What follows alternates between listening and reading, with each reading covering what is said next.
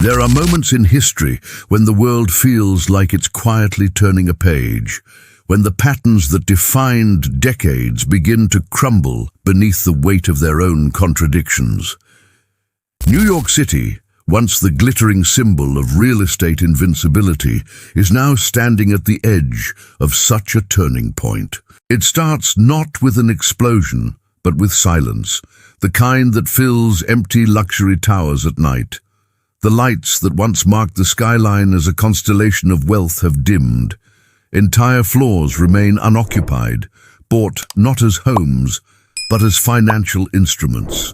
The market, once ruled by scarcity, now faces its most dangerous enemy, abundance without demand. For years, investors believed the housing cycle would always reset in their favor. Every crash was followed by a rebound. Every dip was an opportunity. But the mechanics of that cycle have begun to fracture. The global economy that fueled the last 2 decades of urban real estate growth, cheap money, high leverage, and endless speculation, is no longer sustainable. At the heart of the shift lies a paradox.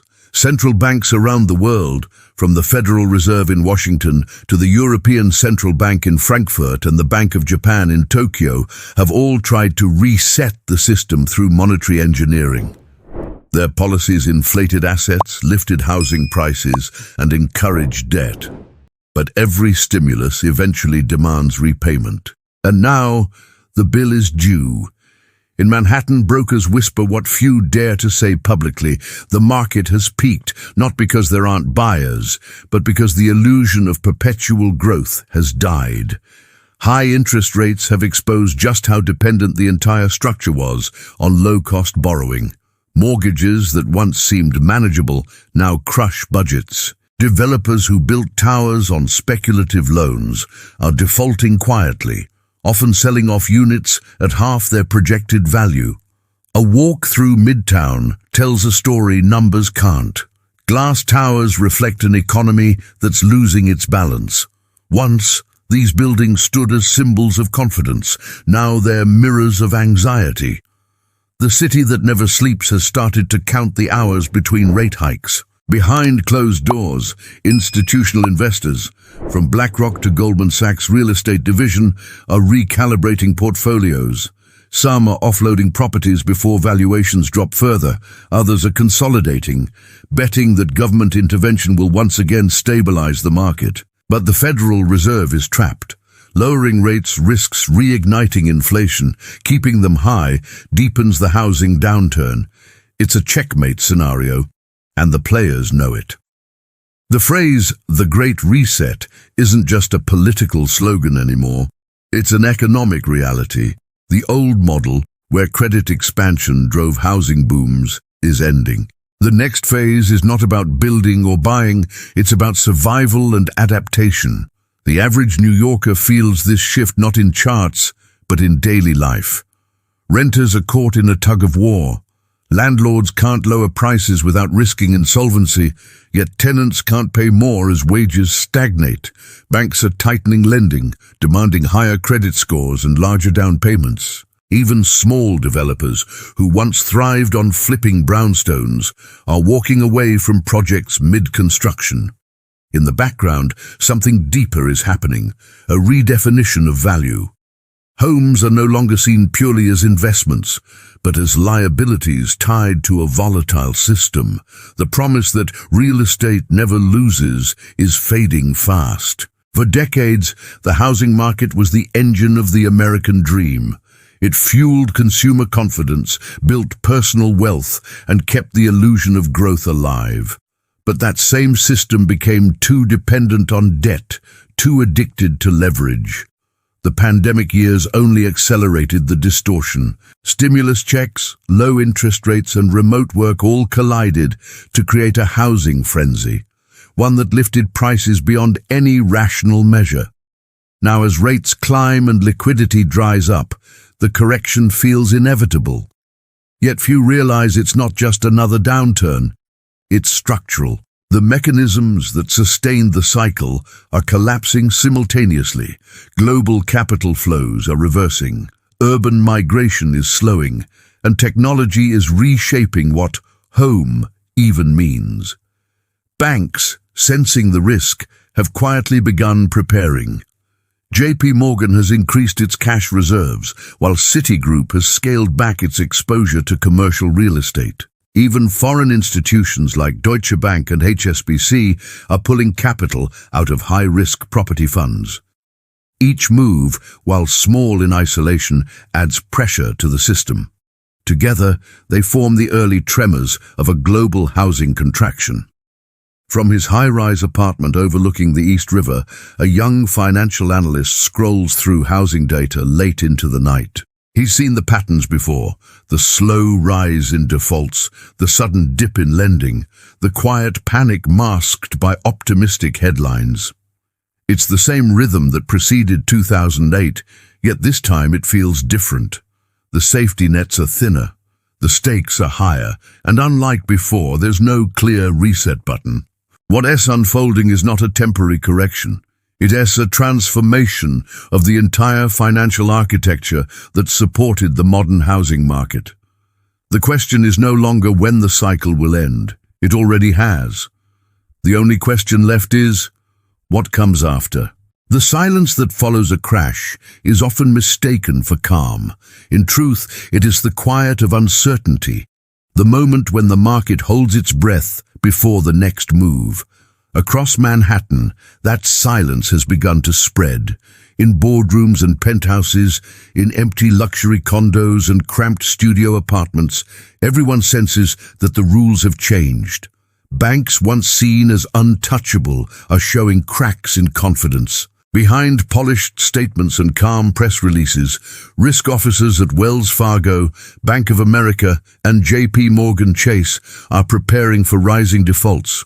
Not from the working class this time, but from developers and corporate landlords who over-leveraged when money was cheap.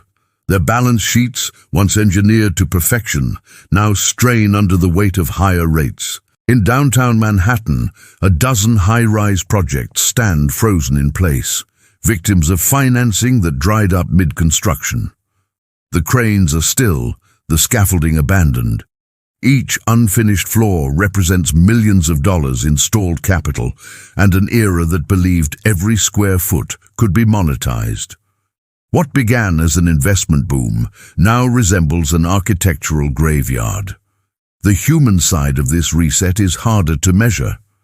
Thousands of renters priced out during the boom now face landlords desperate to keep units filled. Incentives pile up. Months of free rent, no deposits, temporary reductions, yet beneath these offers lies panic.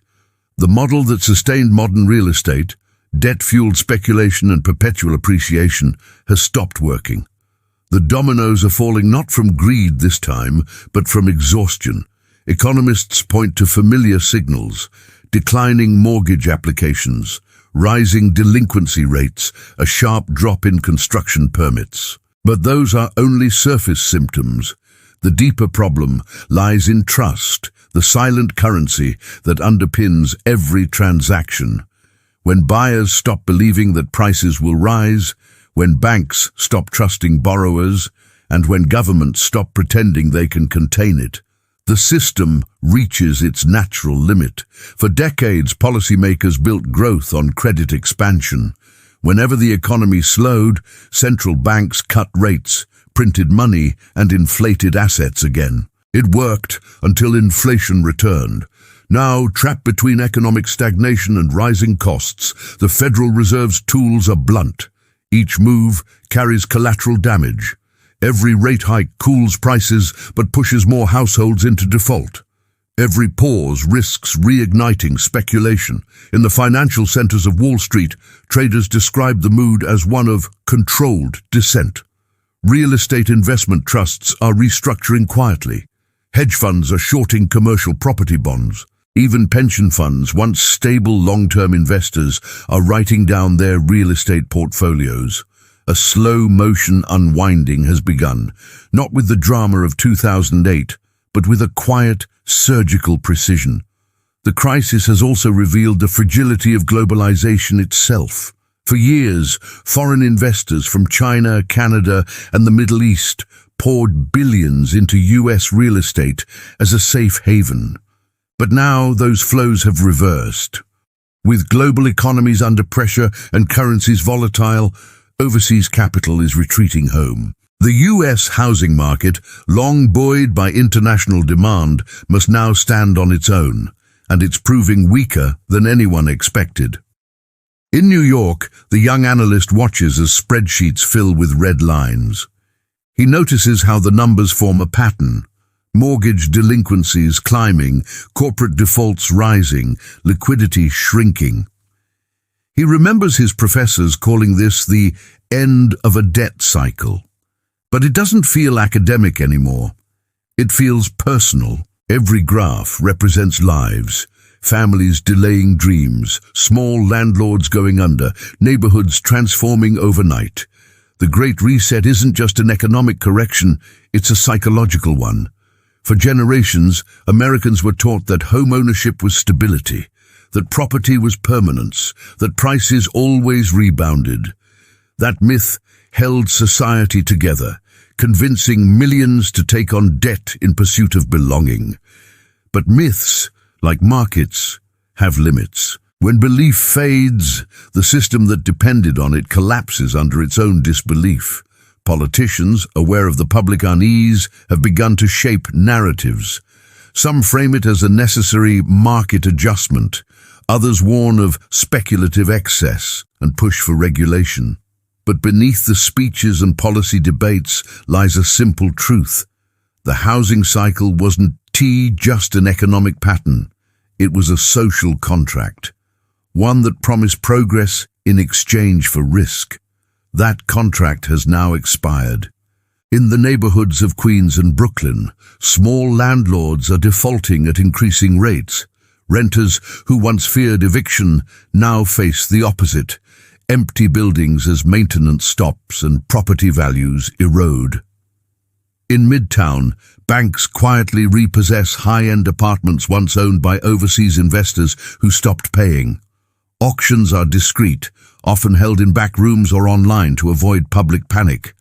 The optics matter. The collapse must appear managed. Financial analysts call it a soft landing, but for those inside the system, it feels like slow erosion.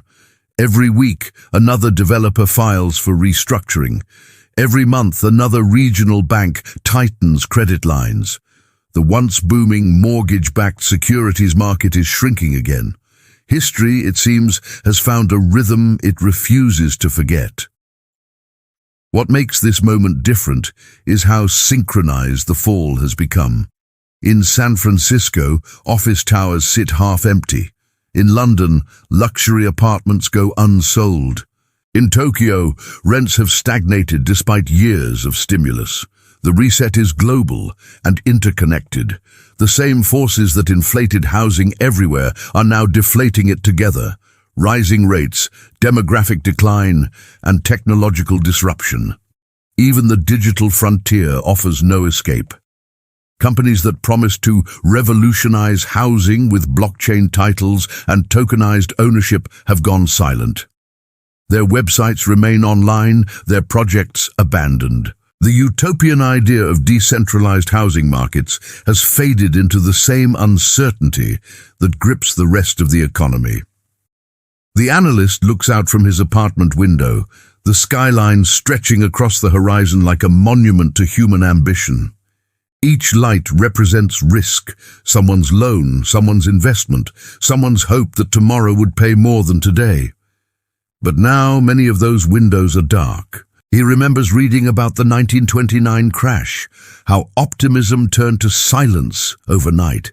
It wasn't just a financial collapse, it was a cultural reckoning.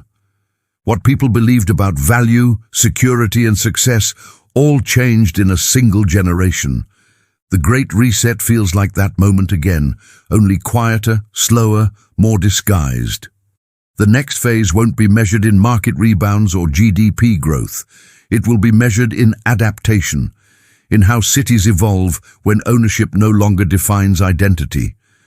Some will downsize, others will relocate, many will rent for life.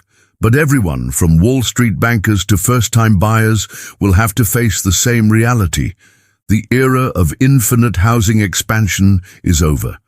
The system built on perpetual debt and blind optimism has finally hit the wall of mathematics. The numbers no longer add up. The market can't sustain prices disconnected from income, and the planet can't sustain cities built only for speculation. Outside, the city hums. Cars, sirens, the distant sound of construction that never stops. Life goes on, as it always does after every collapse. But beneath the noise, the transformation continues. The housing cycle, once predictable as the tides, has ended. In its place stands a new and uncertain landscape, one where stability is rare, ownership is redefined, and value is no longer guaranteed by bricks and glass. Somewhere, a new cycle will begin, but it won't look like the old one. And those who built their fortunes on the illusion of permanence will learn the hardest truth of all, that in the end, even the strongest markets are only stories. And this story, for now, has reached its final chapter.